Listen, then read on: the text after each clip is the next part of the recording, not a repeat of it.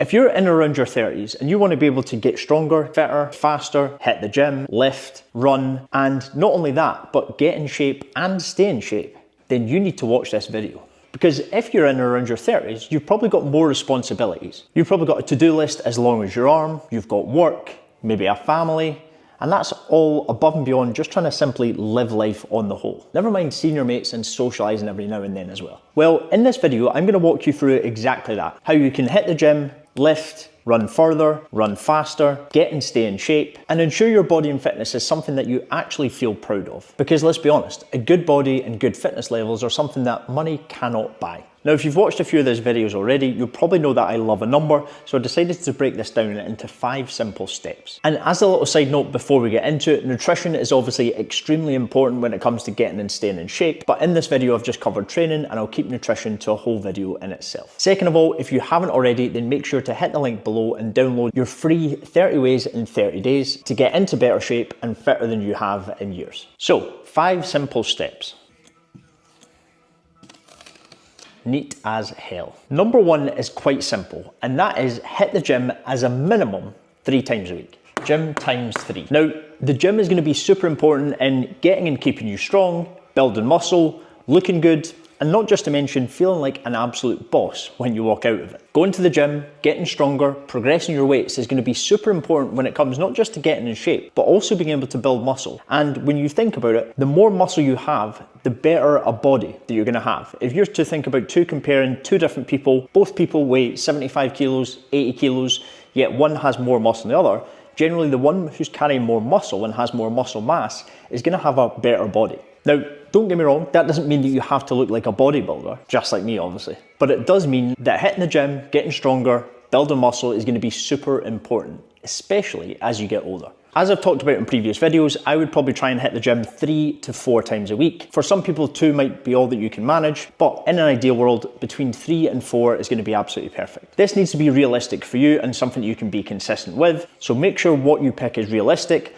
But as an example, 3 gym sessions, as I've mentioned in previous videos, I would probably go upper body, lower body, and full body as a split. You could also do 3 times full body sessions, and with 4 times a week, I would probably go upper, lower, upper, lower. But step 1 as a minimum is hit the gym at least 3 times a week. Number 2 is follow the 80-20 principle. You want 80% of the exercises that you do to be compound exercises, 20% of the exercises to be isolation exercises. Now, to give you a quick idea of what each of these are, compound exercises are simply exercises that use more than one muscle, or technically it's more than one joint.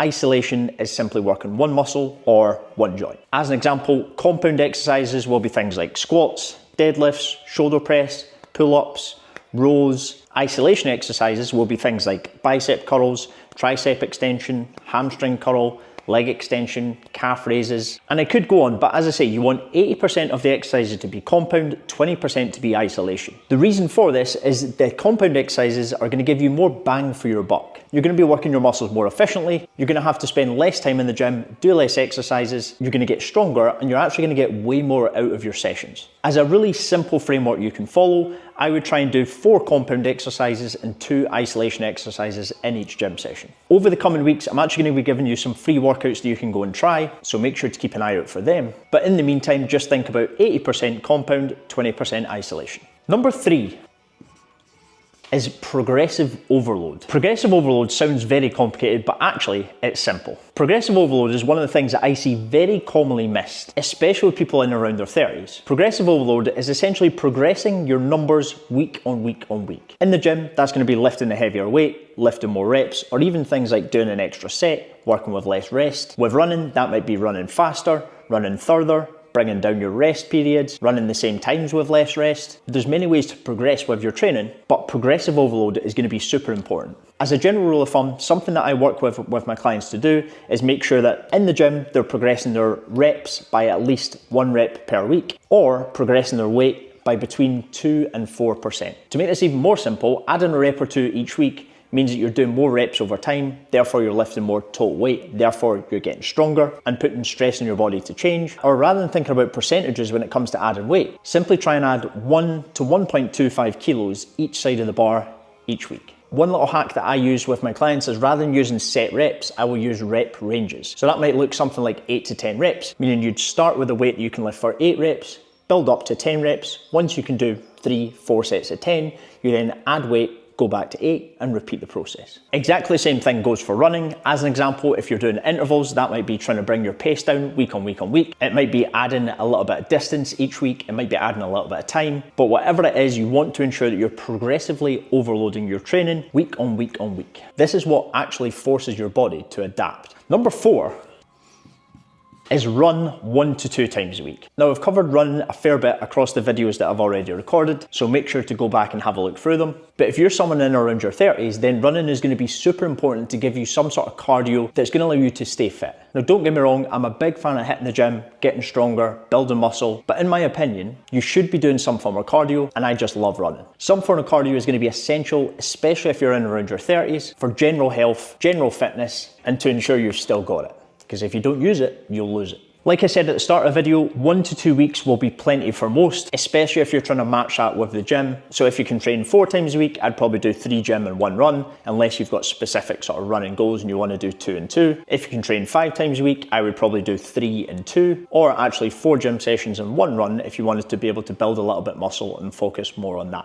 Again, like I've spoken in previous videos, I would probably do 1 slower, steadier, longer distance run focused on endurance, and 1 interval session to ensure that you're building speed, you're increasing your VO2 max, and you're getting faster. These ones will be tough. Finally, number 5 is probably the most important of them all.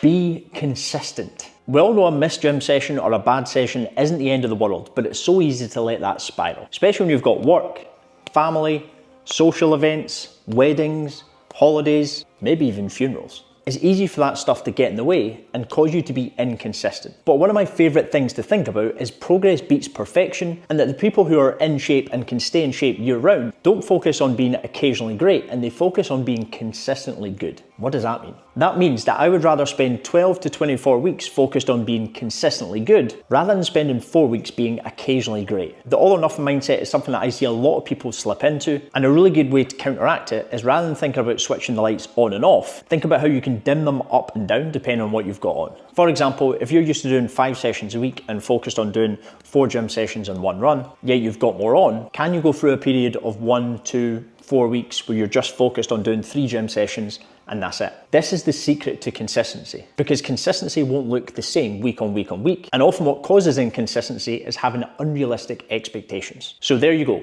5 simple steps that'll help you hit the gym, run, and stay fit in your 30s. 3 gym sessions as a minimum, 80% compound exercises, 20% isolation, progressive overload every single week, run 1 to 2 times a week, or at least do some form of cardio. And number 5, be consistent. If you found this video useful, then make sure to hit the links below for some useful stuff that you can go in action straight away. If you found this useful, then please feel free to give it a like. And this coming week, I'm actually launching a 5K challenge for those of you in and around your 30s who want to be able to get stronger, leaner, fitter, faster, and smash out your fastest 5K yet, all across a 6-week time frame. This actually kicks off tomorrow at time of posting, but if you're interested, drop me a message and I can get you added. See you next week.